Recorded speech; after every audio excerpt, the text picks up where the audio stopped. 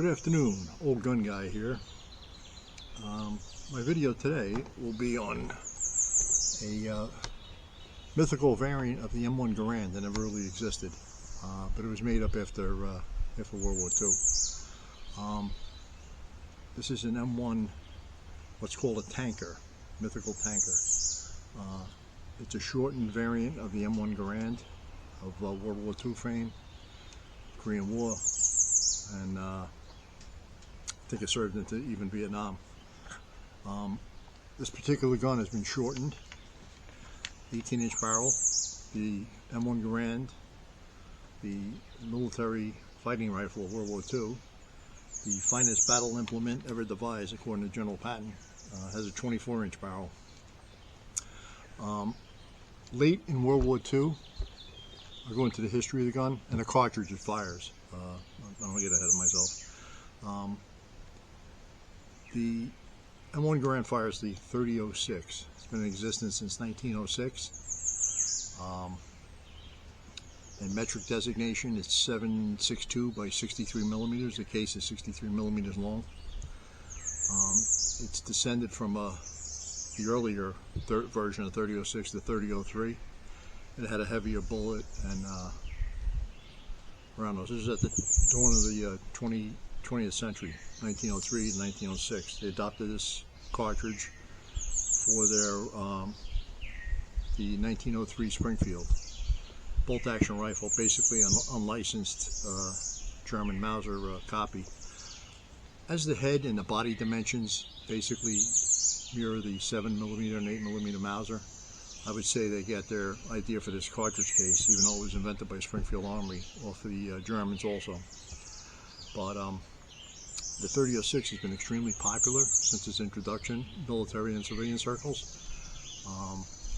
It fires a range of bullets in the weight from 110 to 220 grains. Very versatile hunting cartridge. It served the military for well over 50 years as the rifle and machine gun cartridge of the military, U.S. military. From 1906, it was in the 06 Springfield, the 1917 and 1919 machine guns, a Browning BAR rifle, and obviously the M1 Garand, which came out in the mid-30s, 1930s. 36 it was adopted. But the serial numbers on this rifle, this is a World War II receiver, a World War II gun, but it's been modified. The M1 Garand adopted in the mid-1930s, 36, and they started building for the Army, and it really started getting under production full scale around 1940, on the eve of World War II. The U.S. military is the only military with a widespread issued semi-automatic rifle in World War II. Like I said, General Patton called it the greatest battle implement ever developed. And it is a very fine rifle. They're accurate, reliable, fun to shoot, although expensive in later years. The last few years anyway. The price of ammo is getting crazy. The 3006 cartridge, as it was adopted for the military, fired a Spitzer, a pointed projectile, 150 grains, 154 grains, 152 grains, at 2,750 feet per second. And that's what these rifles are rated for, the semi-auto version. Obviously you can shoot hotter stuff out of a 03 Springfield, but I have two versions. I have a World War II full-size M1 Garand, and I shot that in competition, and these high-power civilian marksmanship program, the NRA high-power matches, and I had a lot of fun with that gun. I still have it. I enjoy shooting it. About the late 90s, I ran at my little local gun store, and the owner says, "Oh, look, I just got in," and I thought it was pretty sharp, so I bought it. In the military, at the end of World War II, the British had cut down their service rifle, the Lee Enfield to a number 5 jungle carbine with a shortened barrel for use in the Pacific, in the jungles, close quarter fighting, airborne troops. You could have a full power rifle in a shortened package. I don't know where I got the name tanker. This is way too big to be going inside of a Sherman tank. I think the tank crews had M3 grease guns as their primary weapons. Even a shortened Garand like this is pretty big and bulky, but that's the name it was given in war. The military did propose such a gun and had built a few prototypes, but in actual use they found them, the muzzle blast was, when they shortened them, number one, you shorten the gun. This gun's 37.5 inches long. The full-size Garand's about 44 inches. They also shaved 1.5 pounds of weight off this gun, so it does increase the recoil a little bit, but it's not objectionable. What is objectionable is the muzzle blast. It's got a tremendous muzzle blast and a muzzle flash. And in the Pacific, I think when they tried the few prototypes out in a darkened jungle environment, when you fire it, you can see it's like a flash bulb going off the muzzle flash out of this rifle, shooting 30-06. And that's basically what you have when you fire a full power rifle cartridge out of a shortened barrel. The powder doesn't all burn up, and you get increased muzzle blast, muzzle flash, and less in velocity. As I've chronographed 30-06 loads out of both my full-size Garand and the shortened one, I basically know what to expect when I do the chronograph test. It generally loses a couple hundred feet per second in muzzle velocity with the shortened barrel. Like I said, I've had this probably 25 or more years. I've shot it a lot. It's fun gun to shoot, but if you're on a public range with other people to the sides of you, you're not going to make friends. Like I said, the muzzle blast is quite pronounced, and the flash. And if you're in a darkened environment like these woods, you really, it lights up in your eyes. The 30-06 gave birth to many cartridges.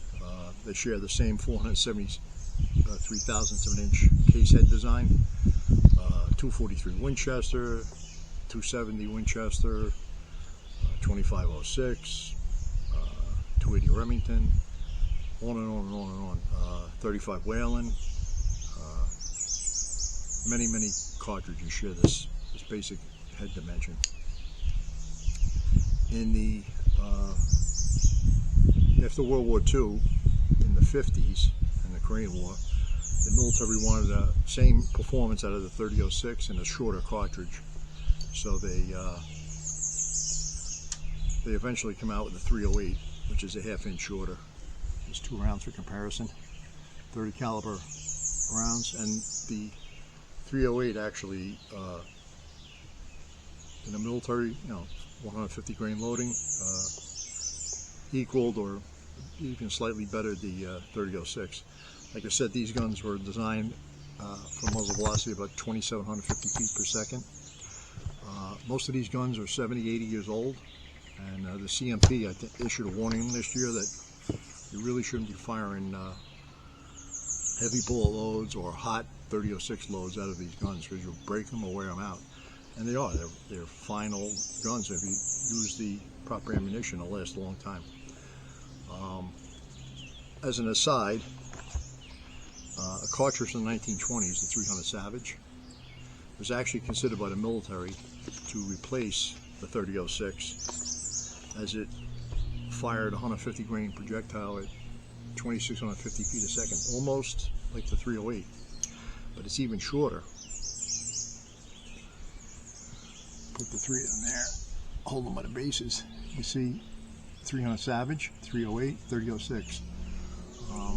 It almost became a military cartridge.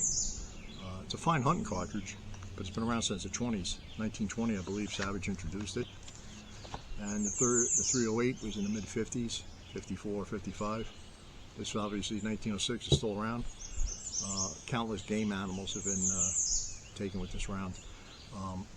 It's about the most powerful round you can shoot in a normal sized hunting rifle, normal weight, without objectionable recoil. That 7 or 8 pound gun, it's about 20 foot-pounds with standard hunt loads. Like I said, you can use heavy bullet loads and shoot elk or bigger animals or African plains game. It's a really good cartridge. That's why it's been around for 100 and going on 118 years. As is the 308. The 308 is eclipsing it, obviously, and it fits into shorter actions. This particular gun, there was over the years have been spurts where they've cut various gun makers or gun shops have produced their own little tanker. Federal Ordnance was one. This one was done by a company called Arlington Ordnance, and it's never jammed. I mean, it's very reliable. I don't know if they use their own barrel, because it is stamped Arlington Ordnance, Arlington, Virginia on the barrel. I can't find any military markings on it, so I don't know if they started with their own barrel, and you know, it's not a cut down military barrel. Obviously they have to shorten the gas system and the op rod and a few other little things. Any modification I've done to this gun, I put a Schuster gas plug on the end. It's got an expanded chamber and eases the gas pressure on this gun. Because the shortened barrel, gas port's an inch and a half or 2 inches from the muzzle of a M1 Garand, and on a 24-inch barrel, there's less port pressure.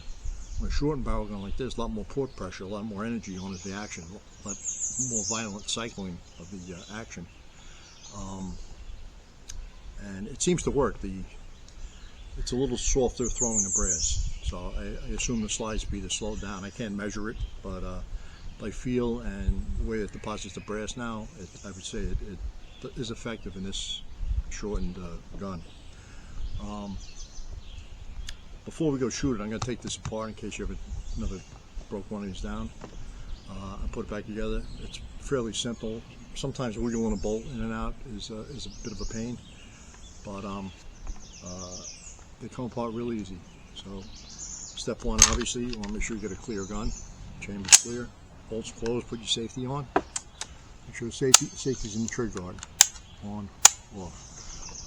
For other people, before I even do that, if you're not familiar with the Garand, it shoots from these 8-round sheet metal in-block clips where the rounds get loaded in, and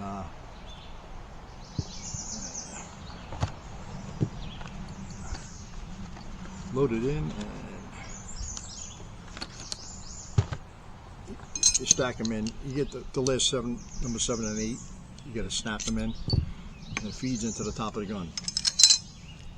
The rounds, and when you get it in there at a certain point, the action will spring forward. You don't want your thumb in there. So the clip goes in,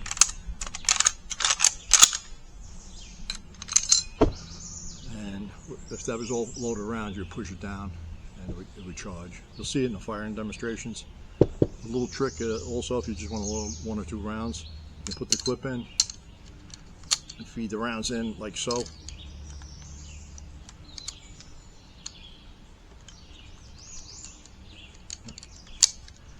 Push them down. If I push them down, the slide will go forward and it'll chamber around. I don't wish to do that right now. I'll just take the rounds out. But you can shoot 2 or 3 rounds out of the gun. So with the action clear, the safety's in the trigger guard. Put the safety on. Close the action. You pull on the rear of this trigger guard. It's got a hole designed to like stick a cartridge and give you leverage if it's a little stiff. This one doesn't need it. It just pivots up off its lock. You pull the whole trigger group out. Simple as that. That's your trigger group. Obviously now the stock comes off the action. Here's the stock. Here's the barreled action. Okay. Next you got to remove the operating spring and the op rod. Okay, it's right here. You got to unclip it from this little gizmo, pull the operating spring out. then flip the gun over, pull not under spring pressure now. So you get to a certain point back here where you can disconnect the op rod from the bolt. Pull the op rod out. There's your gas piston. There's your op rod. Everything that's in the gun now is the bolt. You can see how it just cams up and down. Take it out. You gotta just kind of wiggle it like that. Sometimes a pain. You gotta get it just right to get it out of the bottom of the receiver.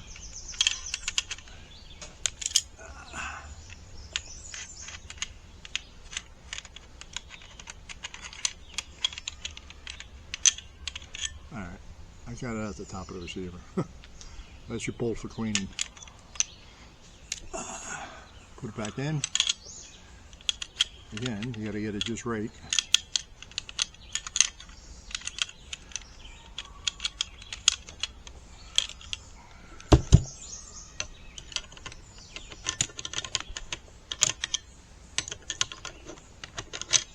Alright. Slide it in the receiver. You can see it cam.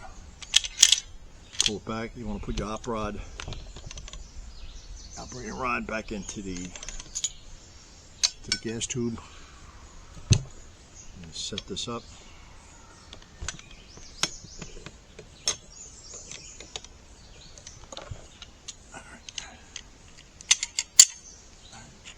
There's your gas tube, your op rod. Now you gotta line it up. There's a little lug. The op rod catches the bolt.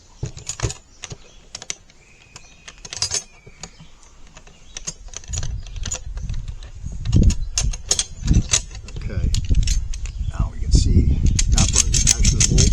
Locks, unlocks. Throw your spring back in. The spring goes back into this spring guide here. Turn that upside down. I don't know if you can see it, this little fork here goes on this little, it's got a little protrusion, and it goes between this little fork, and that's it. You then put the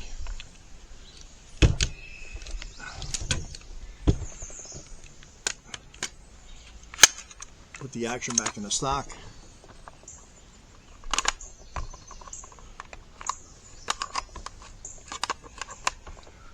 Trigger assembly back in the gun and close it. There you go. And the M1 Garand is back together. Field strips without tools, genius design, timeless design. Gonna do the shooting demo, do chronograph. I have a my full-size Garand. I'm gonna shoot only 2 rounds out of it over the chronograph with 2 types of ammunition. I have some of the silver and below. Check ammunition. I've always had good luck with it. I got a pretty good price, 90 cents a round. 150 grain spear pointed full metal jacket projectile. Basically a military ball. And it even says on the box for M1 Garand. It's loaded to the proper pressure. I also have some 1950s vintage Olin M2 ball. I had this on my shooting NRA high power match days. We used to buy this stuff by the ton from the civilian marksmanship program. I probably got about 400 rounds left. I don't shoot it that often. And what I shoot, I save the cases and reload them. But it says Olin Matheson Chemical Corporation, Arms and Ammunition Division. And I don't know what the code means, but I don't know what date, but it's good ammo.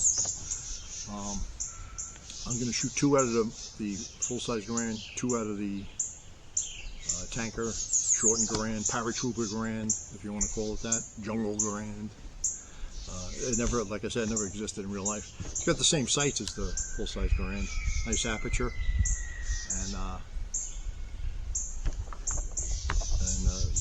that's that. Since I've shot so many hand loads and stuff over the years out of these 2 guns, I know basically what to expect velocity-wise. So I'm only going to shoot two shots of this and 2 shots of this. One of each in each gun. So I'll shoot the S&B and the vintage M2 ball. You'll see the velocity difference between a 24-inch barrel regular full-size Garand and this cut-down Garand.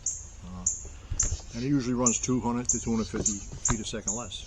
That's what you're sacrificing. So basically you're turning this powerful gun, actually this 300 Savage has got better ballistics with a 150 grain bullet, from the 20s. But it's cool to shoot. Would I want to go into combat with this? Not really. The muzzle flash would blind you and reveal your position, that's for sure.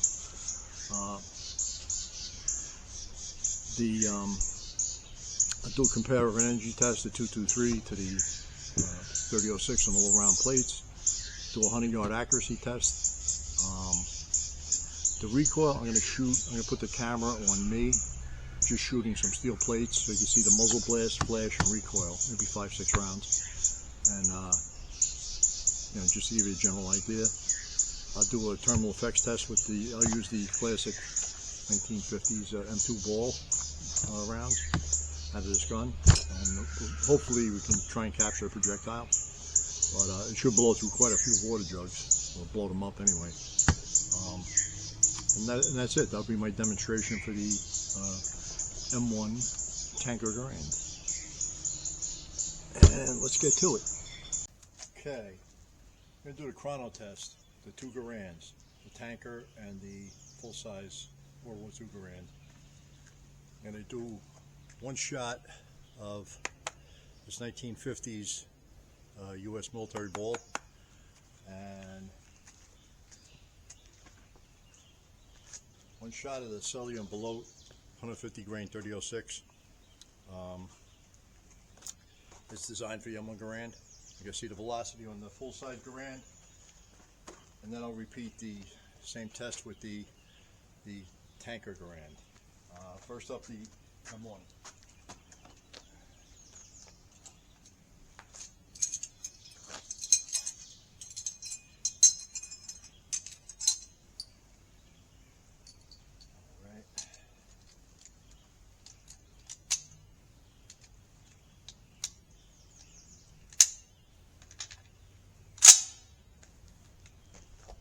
First up, the 1950s ball.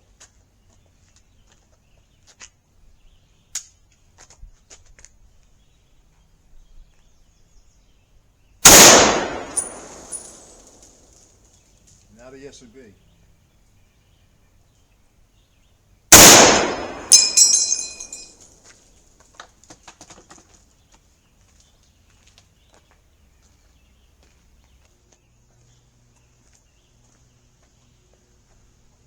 Okay, now we're up with the 18-inch parallel Tanker. First shot's a 1950s era U.S. military ball, M2, and second shot will be the S&B.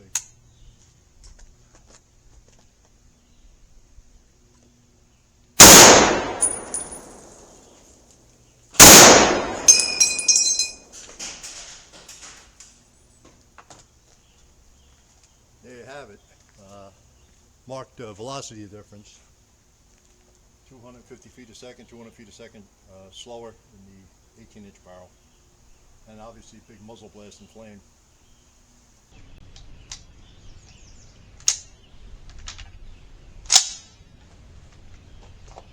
First up, the 1950s ball.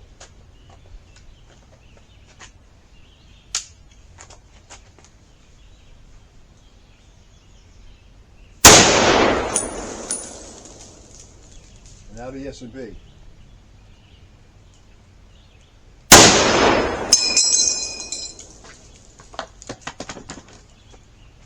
U.S. military ball, M2, and second shot will be the S&B.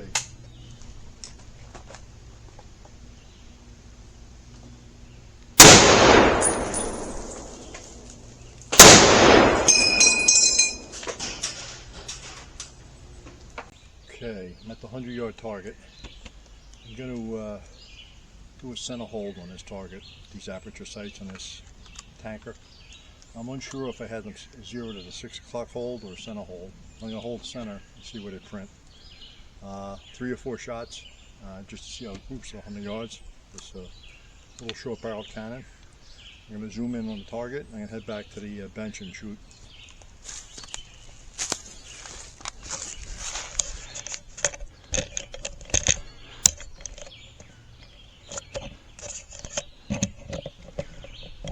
Alright, there you go.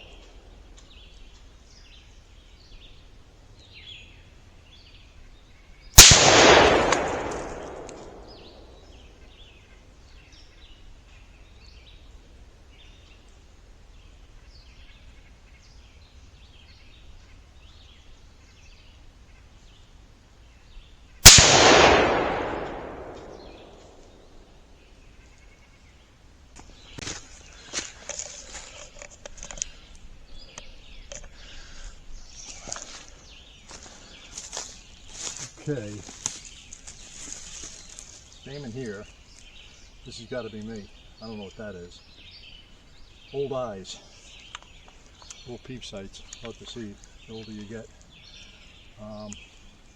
This gun I've shot before. It does shoot better than that. Could be the lighting, but there you have it. All right, I decided to shoot 3 more. But I'm going to use the 1950s military ball instead of the S&B and see if there's any difference. Is that just my eyes or maybe the ammo? We'll go back and load it up and do the same, repeat it.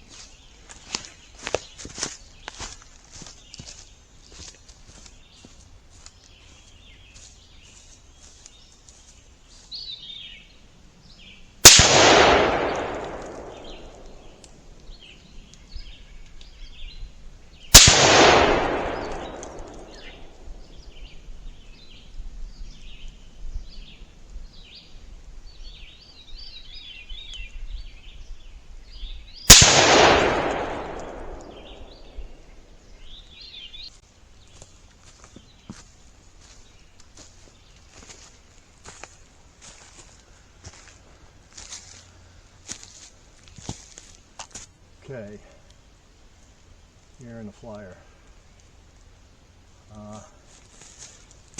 Might be me, but we're going to the next test. Cover it in the summary. Okay, at my comparative energy test, 8-inch AR-500 plates, center plate 223, one shot of the 3006 out of the tanker.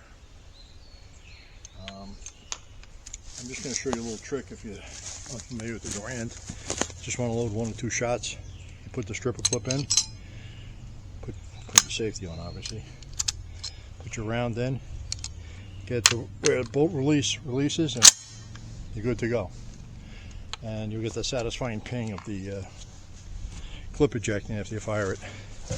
I'm going to zoom in on the targets and then we're going to go.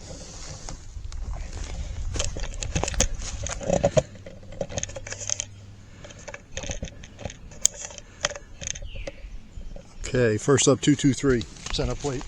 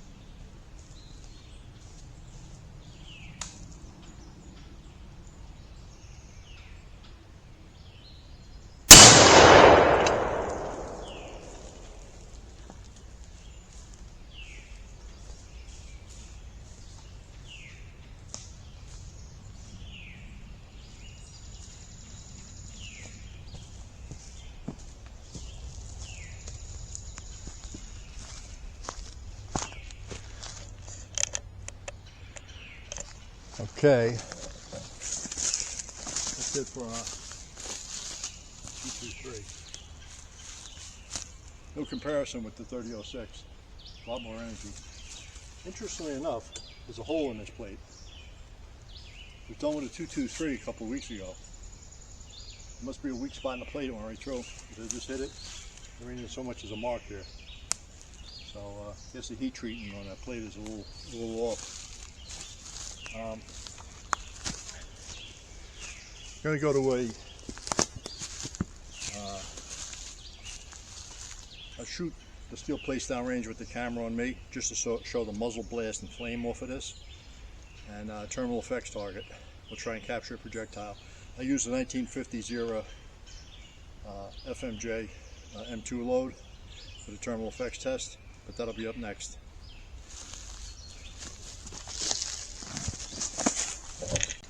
Okay, set the terminal effects target up.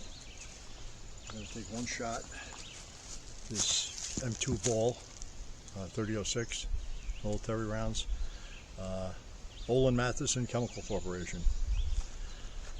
I think they're from the 50s. They're doing about 25 and change out of the short barrel Garand. I have a water jug, 3/4 inch piece of plywood, another water jug, 3/4 inch piece of 1x8. These little hard boards are just like witness boards. Let's see if you catch a projectile tumbling. Another water jug, another witness board, another water jug, another 1x8, another water jug, witness jug, another water jug, and a 2x8. If we're lucky we can capture a projectile. I'm going to load up the Garand, fire one shot. I'm going to zoom the camera in on it. I'm going to move it back just a hair and zoom it in, and then we'll get to it.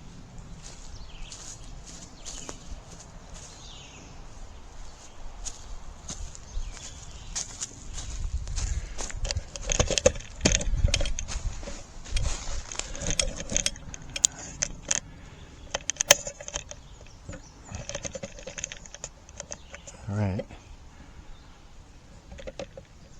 zoomed in.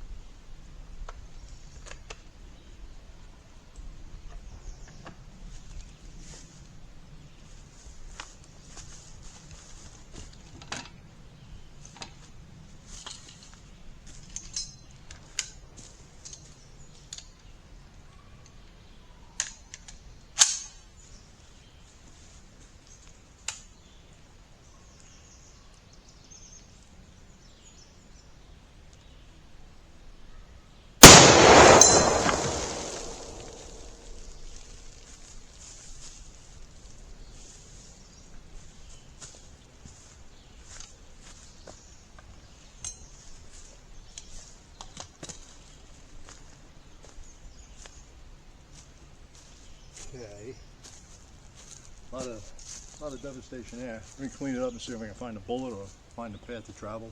Okay, I'm back. I reconstructed it. I'll just bring the stuff up. It's easier.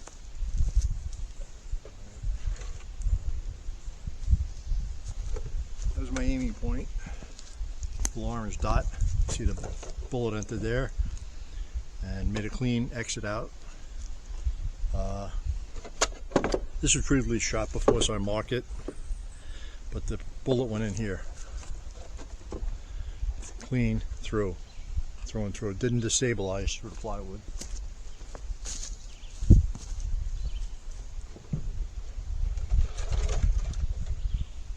Second jug, it entered and started flipping and blew the whole jug to pieces.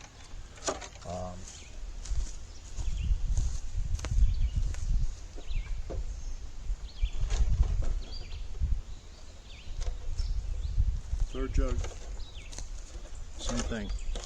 Again, it went in sideways, ripped the jug apart.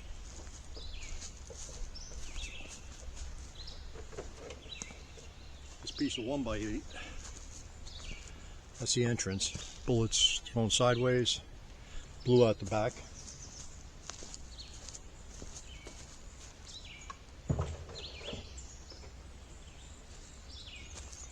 The witness board that was sandwiched in there. You can see the projectile going sideways, which is what they do. It struck in here sideways, and it exited out somewhere out of this rip. There was a fourth jug.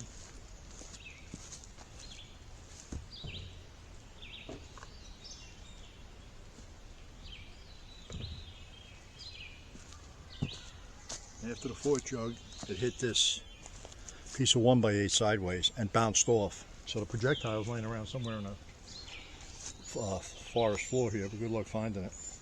I would have liked to have captured it, but that was the terminal effect.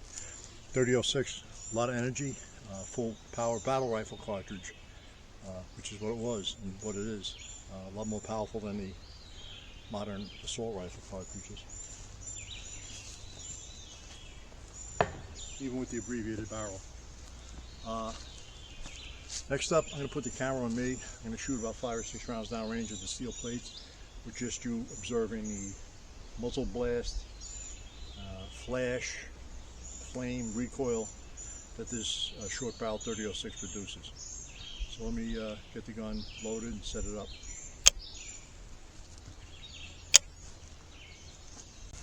Okay, back. I'm going to shoot this on camera. You can observe the recoil and the muzzle flash and the muzzle blast, hopefully. I'm just going to shoot my steel plates. They're from 50 to 100 yards down range.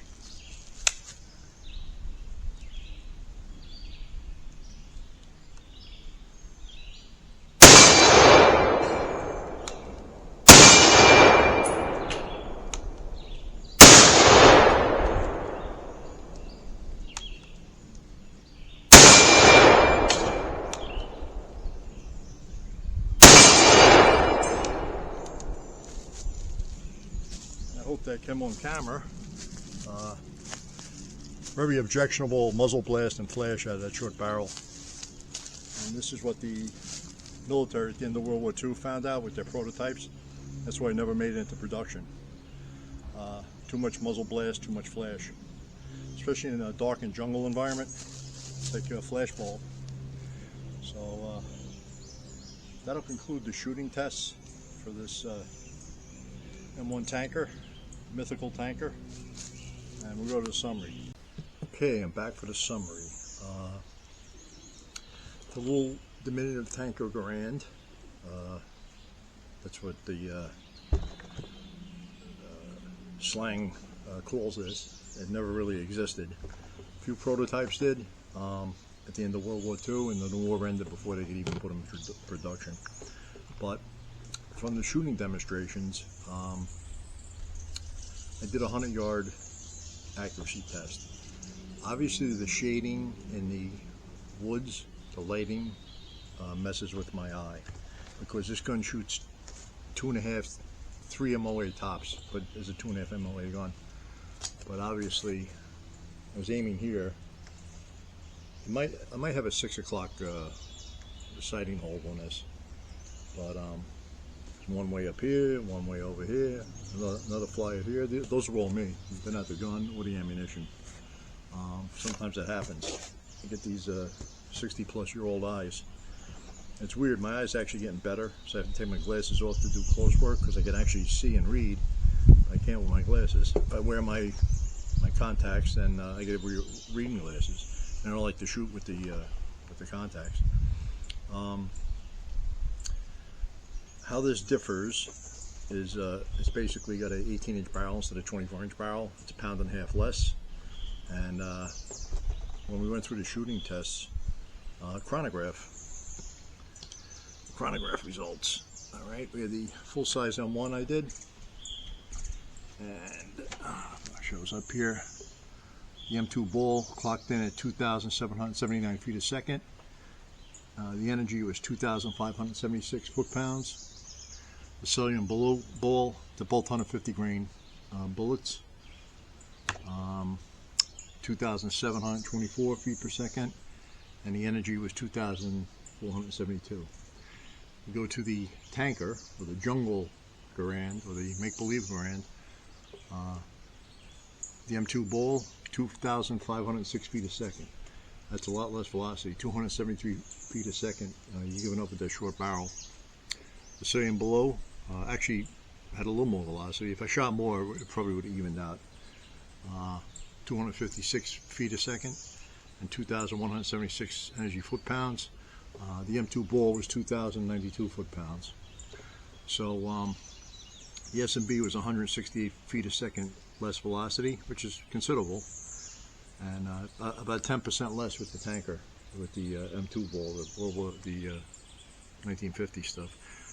Just for comparison, the ancient 1920s designed 300 Savage has a velocity for the 150 grain projectile of 2,650 feet a second, and that would produce 2,339 foot-pounds of energy.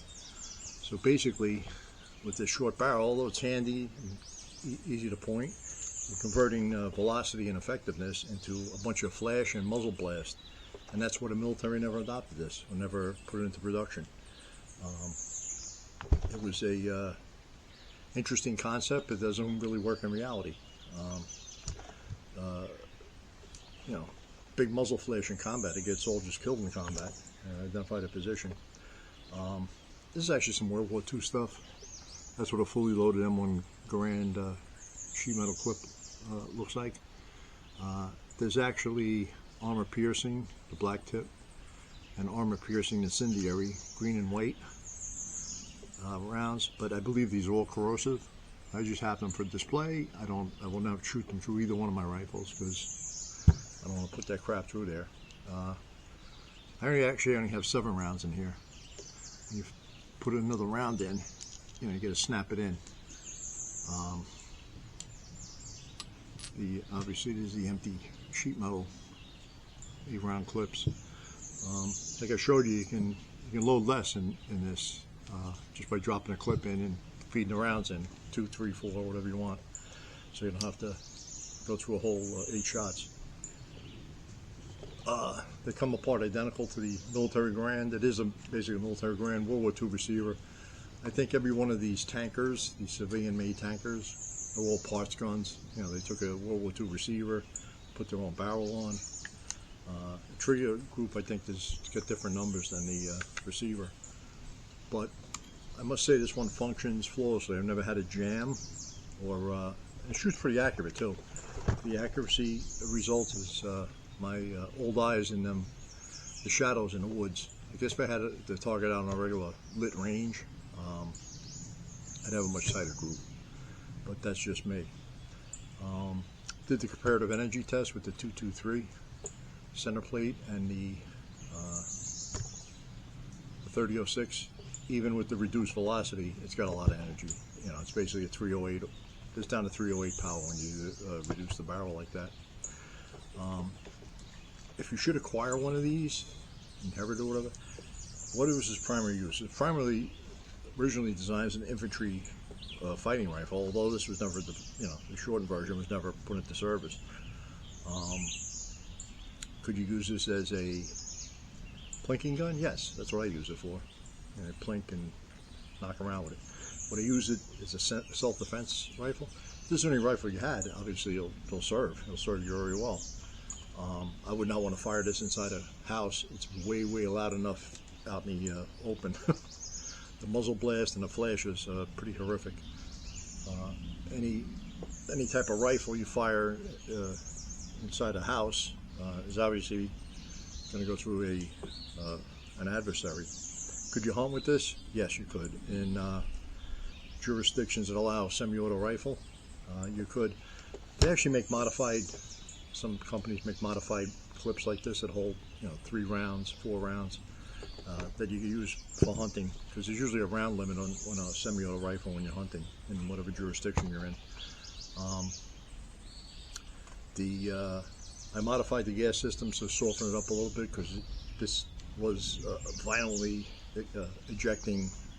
extracting rifle.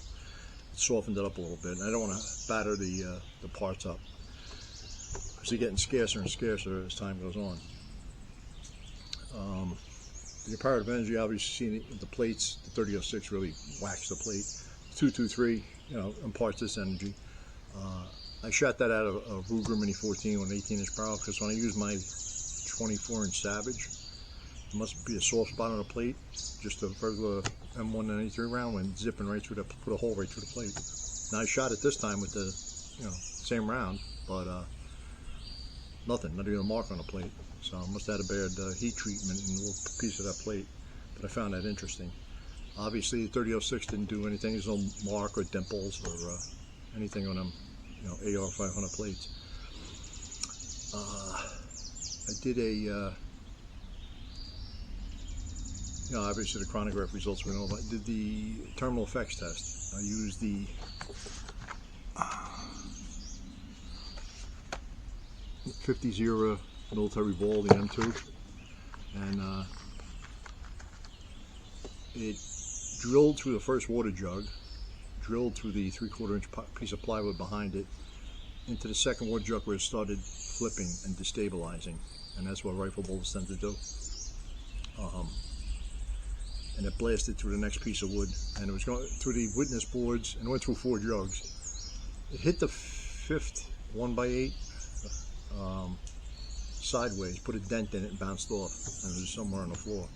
But just from the video, you can see the tremendous energy of parts there, and that's why an 06 is a full power battle rifle cartridge, far more powerful than the intermediate assault rifle cartridges, the 5.56, the 223, the 5.45 Russian,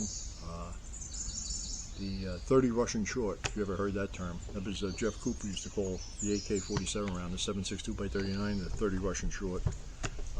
Far more power and energy, as all full power rifle cartridges have.